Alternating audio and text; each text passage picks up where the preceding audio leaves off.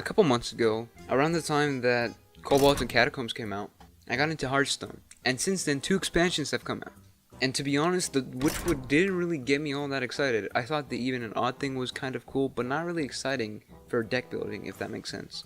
The thing I liked most actually was Shudderwock. The flavor of that kind of card made me really happy. And for me, this is what this expansion is all about, with things like cards that affect both players, cards that get resummoned, a lot of cards that are shuffled into your deck. It feels like controlled chaos in a way, which is what I assumed they were going for with the whole mad scientist themes. And controlled chaos is the perfect way to describe the combo and deck I'll be showing off today. Now, at the time of writing this script, the expansion hasn't come out yet, so bear with me for the visuals. So before we begin, let's introduce one of the main stars of this deck, mecha'cthun. Whoa, legendary! My personal favorite card of the set. It reads, Death Rattle, if you have no cards in your deck, hand, and battlefield, destroy the enemy hero. Okay, a couple things to go over. At first, when you read this card, you think, well, that's really strong, almost overpowered. But then when you actually think about it, what you would have to do to get this to work is almost impossible, especially with things like combo decks just being filled in the meta right now. But I feel like a lot of people are underestimating the power of a card that wins the game. Of course, you may say, well, we already have something that can do that, and it almost on no play in the form of the Paladin Death Knight. But to be fair, the Paladin Death Knight is very linear in how you could use it. And on the other hand, mecha'cthun is a neutral minion, which allows for so many more possibilities when it comes to deck structure. So now that we have our first star out of the way, let's reverse engineer. How will we A, get all the minions out of our hand, deck, and battlefield, and B, how do we activate the Death Rattle without it getting silenced or transformed? Without a doubt, the deck part of the Death Rattle is the hardest thing to pull off. Emptying your hand in battlefield is quite simple, with single cards that can do both actually. And I personally feel Druid is the best way to do this. With the amount of ramp and draw cards in the class, it's quite easy to draw your whole deck. If you still have your doubts, let me introduce you to my good friend Hemet.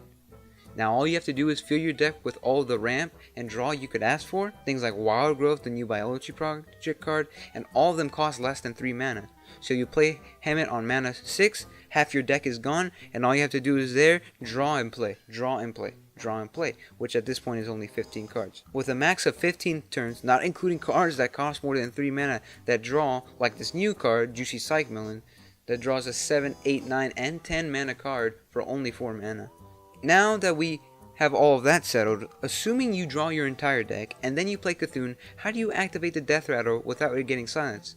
A big, obvious answer is mecha'cthun Innervate Naturalize, which yes, it will work, but I personally feel I found a combo that isn't being talked about enough, and it would work perfectly in this deck to get this to work. It's something I like to call the Dreampetal Dream, and it's the one big combo that is a huge enabler for this deck. Okay, now you may be asking, what's the Dreampetal Dream?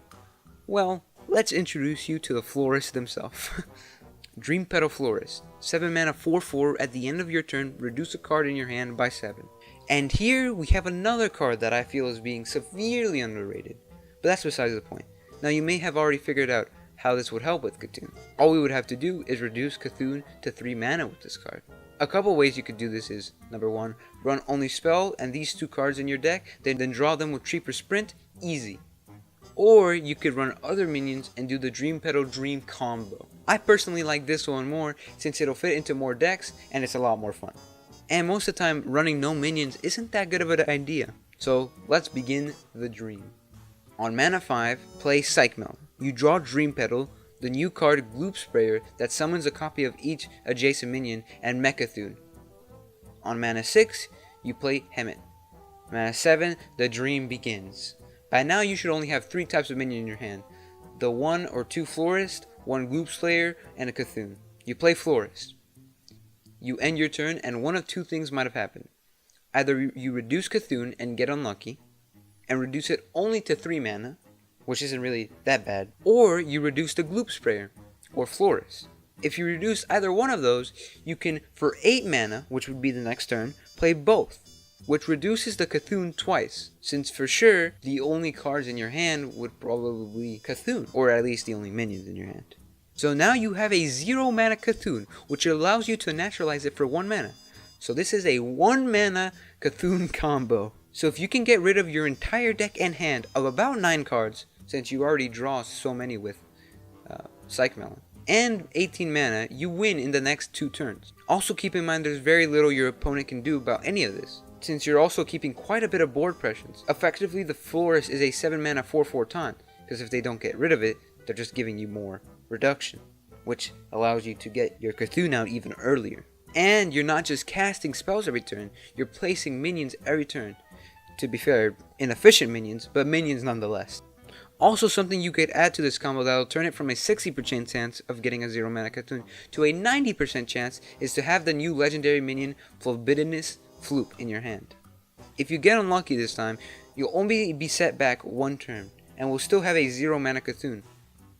So now to win the game, with 1 mana, you play Cthulhu, then any spells you have in your hand, then naturalize Cthulhu, and win the game. I feel this, combined with a lot of ramp and card draw, will be a tier 1 deck. Maybe I'm overestimating how well this will do, but I sincerely believe this.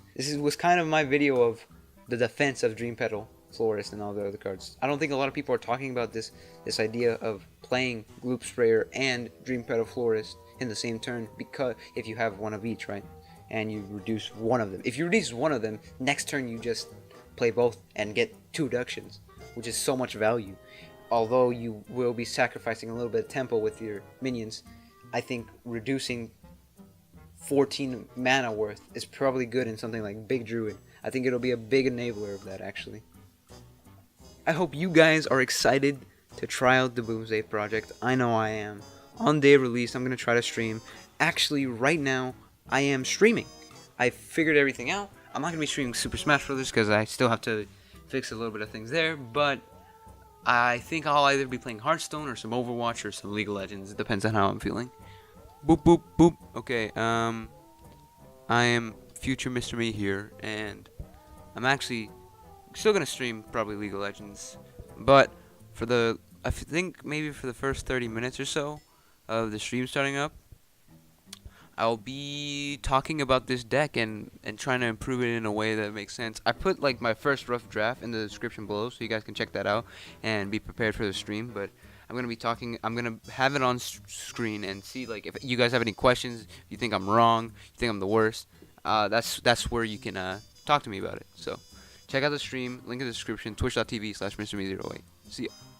But other than that, that's all I have to say for this video. Thank you guys for being patient. Didn't upload a video last week. The uploads are going to be kind of random at this point, sporadic, if that makes sense.